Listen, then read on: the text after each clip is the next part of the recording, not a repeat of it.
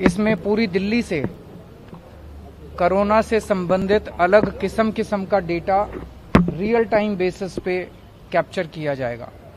जब मैं बोलता हूं रियल टाइम बेसिस पे, तो अभी इस वक्त कहां पे क्या चल रहा है वो यहां पे कैप्चर होगा। आप सब लोगों ने देखा, जैसे अगर हम ऑक्सीजन की बात करें तो इस वक्त किस अस्पताल में कितनी ऑक्सीजन है, कौन सा हमारा ऑक्सीजन का टैंकर निकल चुका, कहां पहुंचा है, उसकी जीपीएस से ट्रैकिंग। अगर हम अस्पतालों की बात करें तो किस अस्पताल में इस वक्त कितने बेड खाली हैं, कितने आईसीयू के बेड खाली हैं, कितने ऑक्सीजन के बेड खाली हैं। उसी तरह से कितने लोगों को वैक्सीन लग चुकी है, कितने लोगों को किस एज की है। तो वैक्सीन से रिलेटेड डेटा, ऑक्सीजन से रिलेटेड डेटा, हॉस्पिटल से रिलेटेड डेटा, किस एरिया में कितने मरीज हैं, कितने एक्टिव मरीज हैं, कितने मरीज ठीक हो चुके, वो ज्योग्राफिकल डिस्ट्रीब्यूशन उसका, ये सारा का सारा डेटा जो है यहाँ पे अब कैप्चर होना शुरू हुआ है। ये एक बहुत अच्छी शुरुआत है, क्योंकि सरकार हवा में लेती है तो वो सफल नहीं होते। सरकार अगर वही निर्णय डेटा के आधार पे लेगी तो वो निर्णय सार्थक होंगे, वो निर्णय प्रभावी होंगे, प्रभावशाली होंगे। तो अब ये शुरुआत है, अब आगे आगे जैसे जैसे बढ़ेंगे और भी डेटा चारों तरफ से इकट्ठा करके हम इसको और सुदृढ़ करेंगे। मैं समझता हूं कि अपने आप में एक बहुत ही अच्छा प्रयास है, और जितने भी ऑफिसर्स ने रात दिन मेहनत करके इसको सफल बनाया, उन सबको मैं शुभकामनाएं देना चाहता हूं। निजी हॉस्पिटल भी शामिल हैं इसमें सारे सभी शामिल हैं, निजी हॉस्पिटल, कोविड केयर सेंटर, सब छोटे बड़े सब शामिल हैं।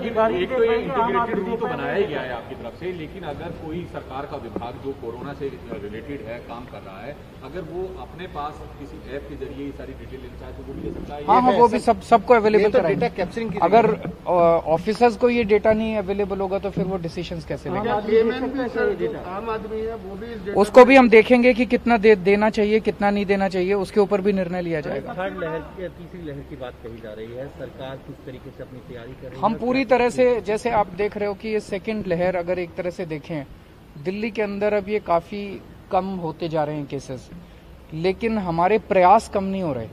हम अभी भी, कल ही हमने 500 आईसीयू बेड उधर चालू किए एलएनजेपी के सामने, 3 दिन पहले हमने 500 आईसीयू बेड चालू किए थे। अभी बहुत सारे ऑक्सीजन बेड्स और नए हम लोग बनाने जा रहे हैं।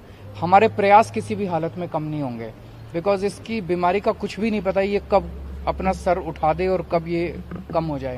तो हम अपनी तैयारी हमारी सारी जारी रहेंगे। एक सवाल ये है कि पिछली बार जब पहली लहर थी तो उस दौरान जो कोविड केयर सेंटर बनाए गए थे, चाहे सरदार पटेल हो, शहनाई बैंकेट हो, ऐसे बहुत सारे थे, वो बाद में बंद कर दिए गए थे। लेकिन अब सेकंड लहर के बाद ये भी कहा गया है सेंट्रल गवर्नमेंट की तरफ से कि थर्ड जो वेव होगी इसकी बड़ी स्ट्रांग होगी और बच्चों के लिए हो सकती है। तो क्या ये परमानेंट रहेंगे या फिर अब इसको ये परमानेंट रहेंगे और इनको और सुदृढ़ किया जाएगा। थर्ड वेव को रोकने के लिए वैक्सीनेशन की जरूरत, वैक्सीनेशन बहुत जरूरी है। दूसरे देशों के एक्सपीरियंस से भी, स्पेशली यूके, यूएस वगैरह के एक्सपीरियंस से देखने को मिल रहा है कि अगर मैसिव लेवल पे वैक्सीनेशन किया जाए तो उसको कम किया जा सकता है कोरोना को।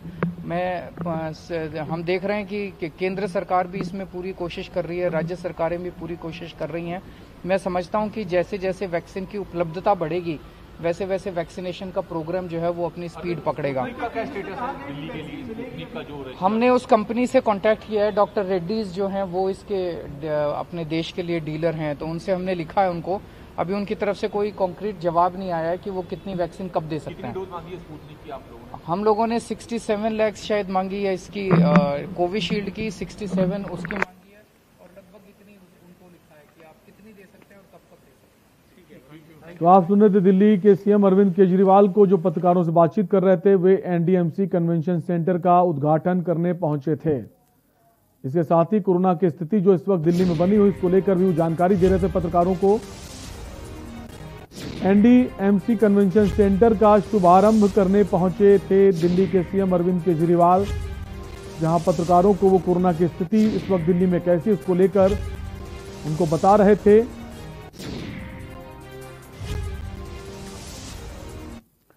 तो आप सुन रहे थे